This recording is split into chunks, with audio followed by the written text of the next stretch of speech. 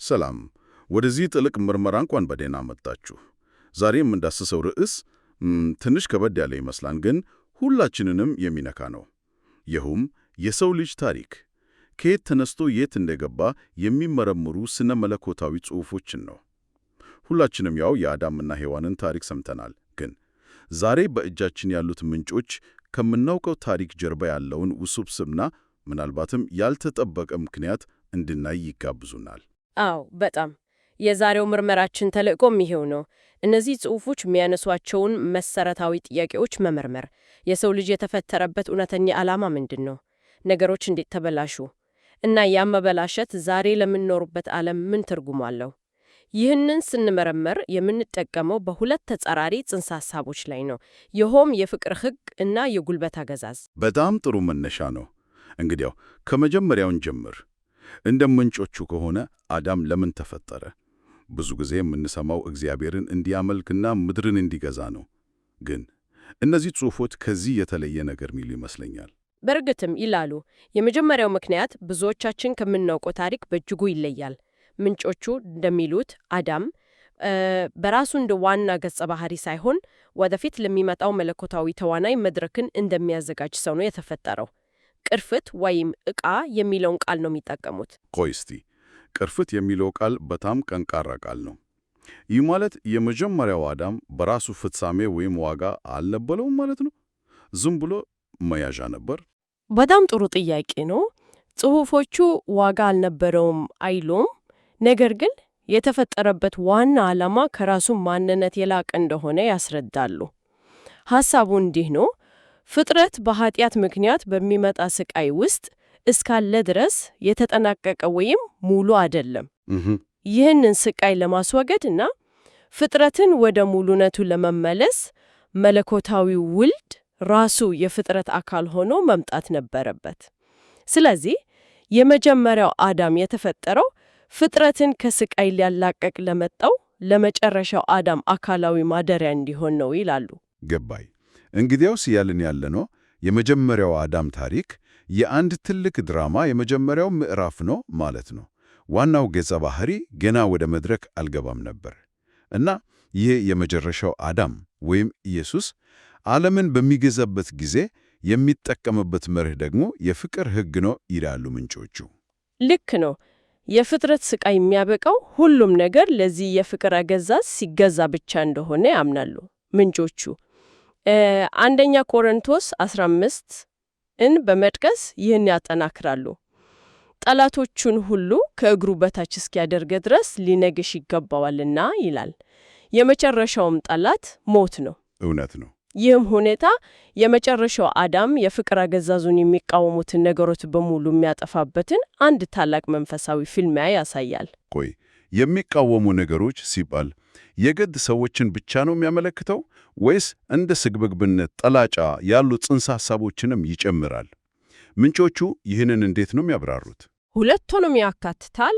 በዋናነት ግን የፍቅርን ሕግ በተግባር የሚጥሱትን ያመለከታል። ጽሑፎቹ በግልጽ እንደሚያስቀምጡት ይህ ጎረቤቶቻቸውን የሚጨቁኑትን፣ በጉልበትና በኃይል ሌሎችን የሚበድሉትን ሁሉ ይጨምራል። በመጨረሻውም ኃጢአትና ኃጢአተኞች ሲወገዱ የፍጥረት ስቃይ ፍጻሜ ያገኛል። ያኔም ፍጥረት ሙሉ ይሆናል ይላሉ። ይህ መጀመሪያው ምክንያት በራሱ በጣም ትልቅ ነው። አሁን ወደ ሁለተኛው ምክንያት ስንመጣ ደግሞ ታሪኩ ይበልጥ ውስብስብ ይሆን ይሄዳል። ከሰይጣን ጋር የተያያዘ ክርክር እንዳለ ሰምቻለሁ። አዎ፣ ሁለተኛው ምክንያት ልክ እንደ አንድ የፍርድ ቤት ክርክር ነው። ምንጮቹ እንደሚሉት ሰይጣን በእግዚአብሔር ላይ አንድ መሰረታዊ ክስ ያቀርባል። አንተ ያወጣዋህ ባልንጀራን ውደድ የሚለው የፍቅር ሕግ ፍጹም አይደለም። ምክንያቱም ደካማ የሆኑ ፍጡራን ሊጠብቁት አይችሉም የሚል። ይህ በጣም ከባድ ክስ ነው። ይህ ማለት አንድ ሕግ ለመፈጸም የማይቻል ከሆነ ያንን ሕግ መጣስ ኃጢአት ሊሆን አይችልም። ስለዚህም ለፍርድም መሰረት መሆን አይችልም ማለት ነው። የሰይጣን ክስ አመክንዮ ያለው ይመስላል። በትክክል የክርክሩ ዋና ነጥብ ይኸው ነው። ስለዚህ እግዚአብሔር የፍርዱን ትክክለኛነት ማረጋገጥ በመጀመሪያ ሕጉ ሊጠበቅ የሚችል መሆኑን በተግባር ማሳየት ነበረበት። ይህንን ለማረጋገጥ ደግሞ በእግዚአብሔር መልክ የተፈጠሩ ሰዎችን አስነሳ። እነዚህ ሰዎች ሰማዕት ምስክሮች ተብለው ይጠራሉ። ሰማዕት ምስክሮች፣ ስሙ ራሱ ክብደት አለው። የእነሱ ሚና ምንድን ነው? የእነሱ ሚና ምንም አይነት ፈተናና መከራ ቢደርስባቸው እስከ ሞት ድረስ እግዚአብሔርንና ባልንጀራቸውን በመውደድ የፍቅር ሕግ ሊጠበቅ እንደሚችል በተግባር ማሳየት ነው።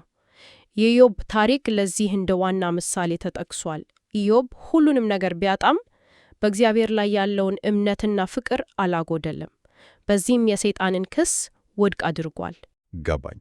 ስለዚህ እነዚህ ምስክሮች የሕጉን መከበር ሲያሳዩ ሕጉን ለማይጠበቁት ሰዎች ላይ ለመፍረድ ሕጋዊና ሞራላዊ መሠረት ይፈጥራሉ ማለት ነው።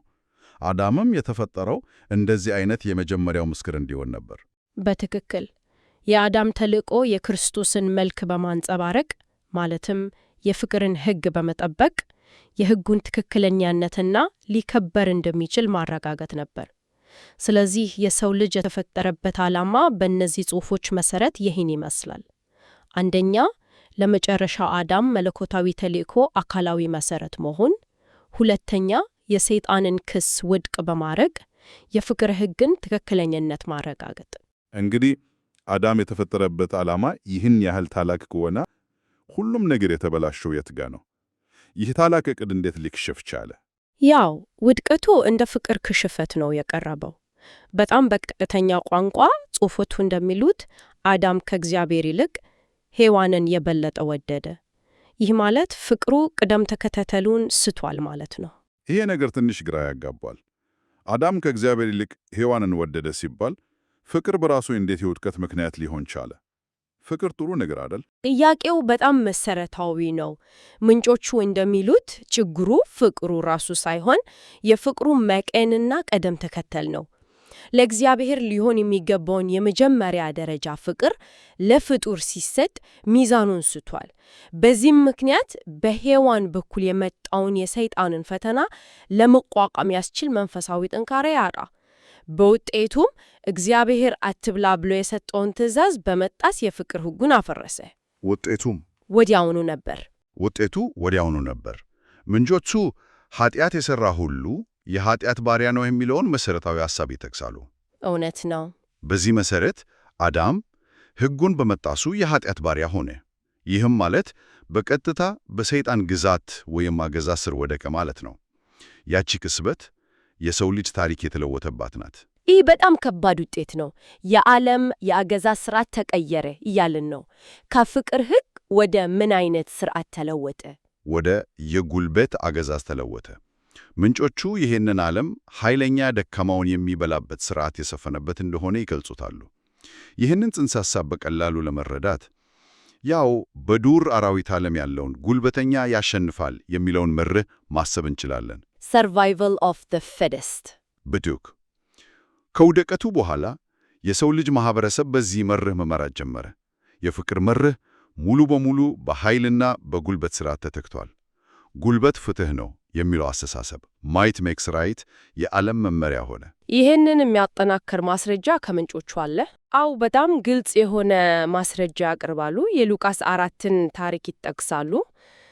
ሰይጣን ኢየሱስን ወደ ተራራው ወስዶ የዚህን ዓለም ስልጣንና መንግስታት ሲያሳየው ይህ ሁሉ ስልጣን ለእኔ ተሰጥቶኛልና ለምሻው ሰጠዋለሁ ይለዋል። ዋው!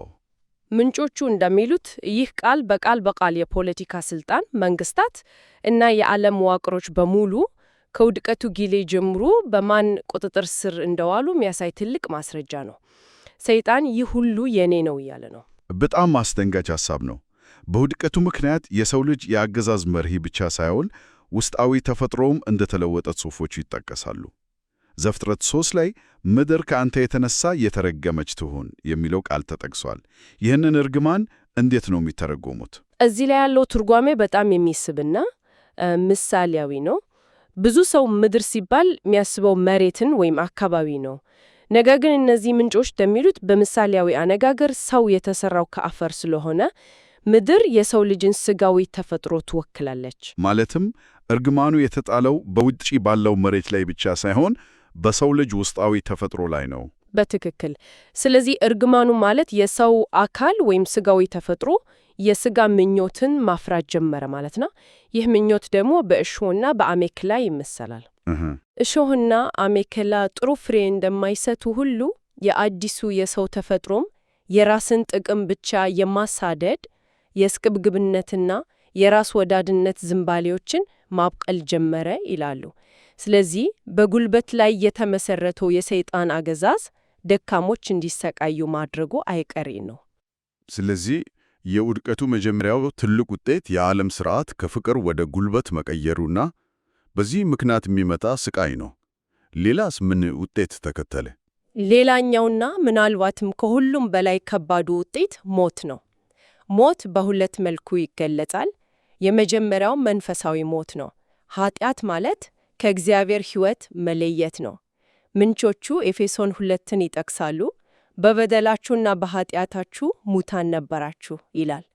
ይህ ማለት አካላዊ በሆነ መልኩ በሕይወት ብትኖርም ከእውነተኛው የሕይወት ምንጭ ከሆነው ከእግዚአብሔር ጋር ያለህ ግንኙነት ተቋርጧል ማለት ነው። ይህም ባዶነት፣ ዓላማ ማጣት እና ፍርሃት ያስከትላል። ከመንፈሳዊ ሞት በተጨማሪ ሥጋዊ ሞትም አለ። ይህ እንዴት ተከሰተ? አዎ፣ ሁለተኛው የሞት ገጽታ ሥጋዊ ነው። ዘፍጥረት 3:19 ላይ አፈር ነህና ወደ አፈር ትመለሳለህ እንደሚለው የሰው አካል የማርጀት፣ የመታመም፣ የመበስበስና በመጨረሻም የመሞት ሂደት ውስጥ ገባ። ከዚህ ውድቀት በፊት ያልነበረው ሁኔታ ነው። ስለዚህ የውድቀቱ ውጤቶች እጅግ ሰፊ ናቸው። የዓለም የአገዛዝ ሥርዓት መቀየር፣ የሰው ተፈጥሮ መበላሸት እና መንፈሳዊና ሥጋዊ ሞት። እንግዲህ እስካሁን ያየነውን ለመጠቅለል ስንሞክር የቀረቡት ጽሑፎች በጣም የተለየ ስዕል ነው የሚስሉልን።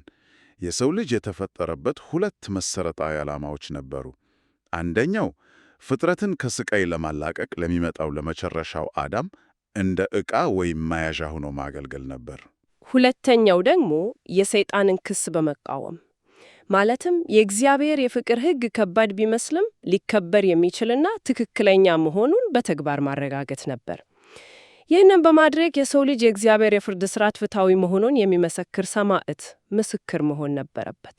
ነገር ግን የአዳም ይህንን ሕግ ባለመጠበቁ፣ ያንን ታላቅ ተልዕኮ ባለመውታቱ ምክንያት ዓለም ከፍቅር አገዛዝ ወደ ጉልበት አገዛዝ ተሸጋገረች።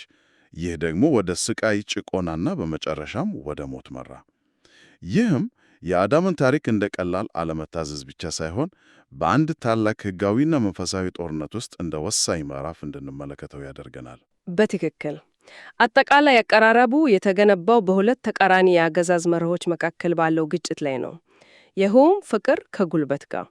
የአዳም ታሪክ የዚህ ታላቅ ግጭት መነሻ ነጥብ ሆኖ ቀርቧል። የሰው ልጅ ታሪክ ከዚያን ጊዜ ጀምሮ የነዚህ ሁለት መርሆች የትግል መድረክ ሆኖ ማለት ነው። አንድ ወገን በፍቅርና በመተሳሰብ ለመኖር ሲጥር፣ ሌላኛው ወገን ደግሞ በጉልበትና በራስ ወዳድነት ሌሎችን ለመግዛት ይሞክራል። ይህንን ስናስበው በየዕለቱ በዜና የምንሰማቸው የኃይል አለመማጣናቶችና ግፎች መነሻቸው ይህ ነው እያሉን ነው ምንጮቹ። በጣም ከባድ ሐሳብ ነው። በዘመናችን ባሉ ማህበራዊና ፖለቲካዊ መዋቅሮች አልፎ ተርፎም በግል ግንኙነቶቻችን ውስጥ እንዴት ሲገለጽ እናስተውላለን። የትኛው መርህ በብዛት ሲያሸንፍ ይታያል?